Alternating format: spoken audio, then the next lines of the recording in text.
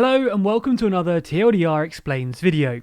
It's become a bit of a trend here that every month or so we put out a video that summarises the latest in Brexit negotiations, outlining what's changed and if a deal is looking more or less likely.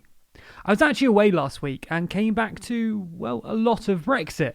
So in this video, I'm going to run through the latest developments from Britain's new focus in negotiations and whether a deal is likely, to the EU taking legal action against Britain, or, well, Toyota and Nissan also threatening to sue Britain. It's going to be a positive briefing, I promise. Before we start, a super quick shout out to our TLDR EU channel.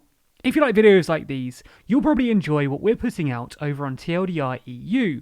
Not only do we discuss issues related to the Union itself, we also discuss what's happening across Europe, from France's porn ban to Sweden's COVID strategy, where they never locked down at all. If that sounds up your street, then there's a link below. And we're super close to 100,000 subscribers, so we'd really appreciate your support there. As always, let's start the video with a timeline. If you watch TLDR regularly, you're probably familiar with this, but it lays out the plan for Brexit in 2020. At the end of January, Britain officially left the EU and entered a transition period.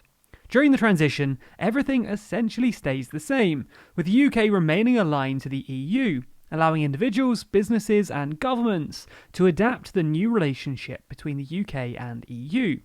Speaking of the new relationship, the UK and EU were supposed to reach a trade deal in this time, which, if successful, will come into force at the beginning of 2021.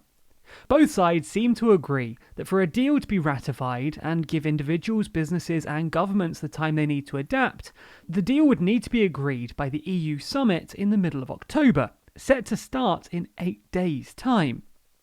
It seems that despite the limited time left, both sides haven't given up hope.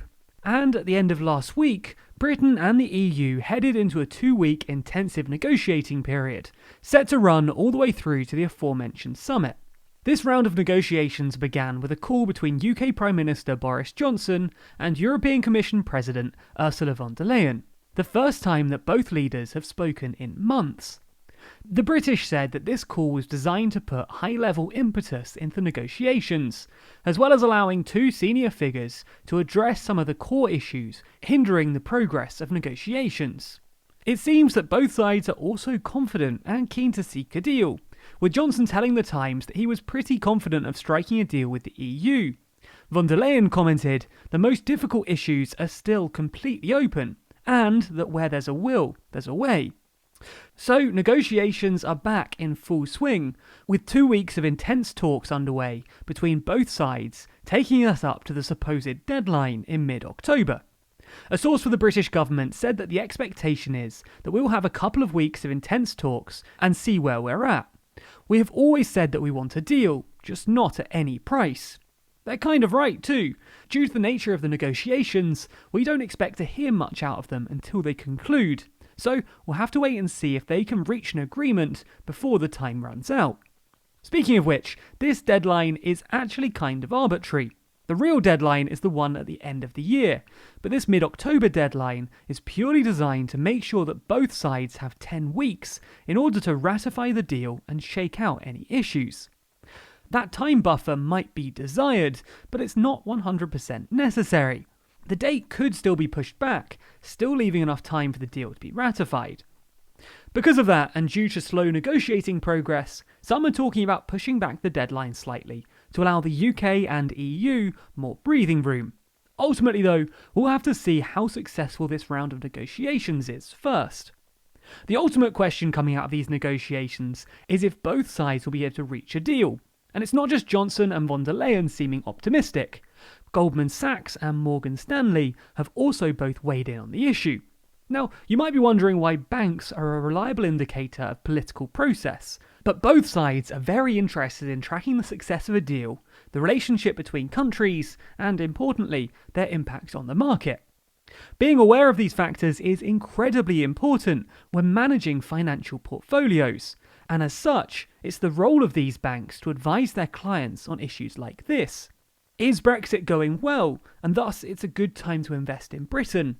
Or is a financial crash imminent, and it's time to sell up? Well, it seems that both banks are advising their customers to back Britain, seemingly confident in the Brexit negotiations. Goldman Sachs has been advising their clients to buy GDP, saying that they believe a thin, zero tariff, zero quota trade agreement will likely be struck by early November and subsequently ratified by the end of December. Morgan Stanley echoes this, saying that they're 70% sure a Brexit deal will be passed, anticipating a similar soft Brexit to the one described by Goldman. Not everyone has such a rosy outlook though, with EU officials warning that every day which passes makes no deal more likely. Speaking to the European Parliament, the European Vice President remarked that time is short for a deal to be reached, and blamed Johnson's internal markets bill for making things yet more complicated, describing the bill as a heavy blow to the British signature and reliability.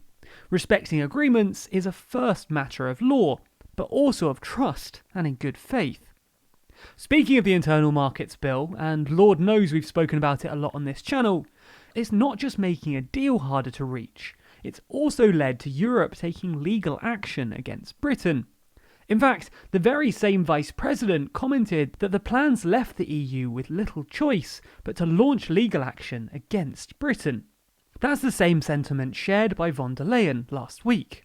This draft bill is, by its very nature, a breach of the obligation of good faith laid down in the withdrawal agreement. Therefore, this morning, the Commission has decided to send a letter of formal notice to the UK government. This is the first step in an infringement procedure.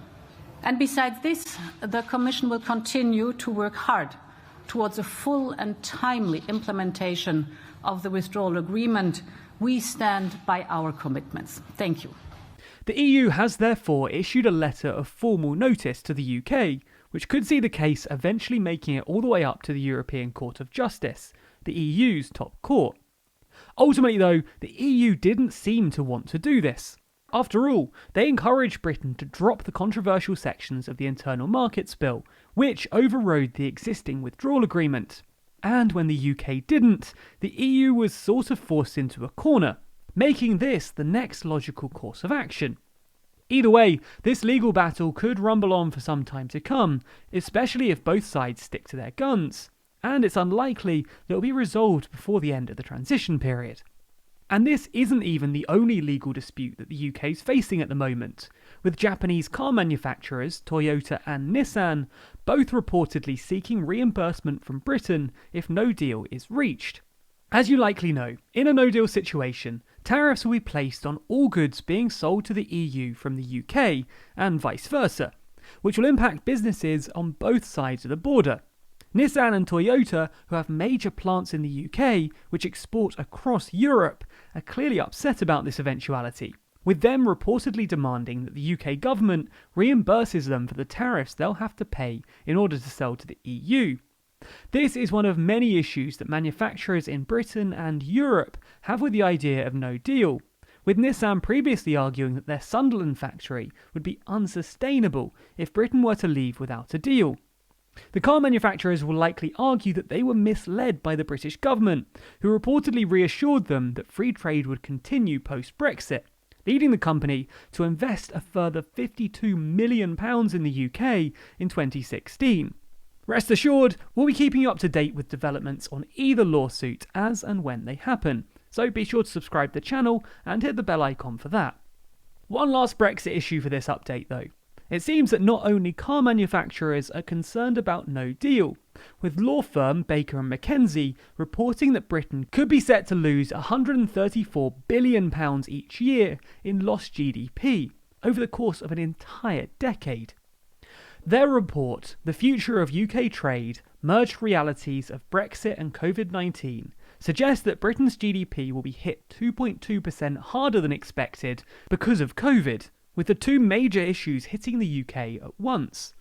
The firm remarks that despite businesses taking steps to offset the added costs of Brexit and reconfiguring supply chains, the decline in export revenues for UK manufacturers will be substantial, Going on to say that with the costs of the UK's departure from the EU likely to be very high, the government will need to use all the tools at its disposal to help mitigate the economic damage.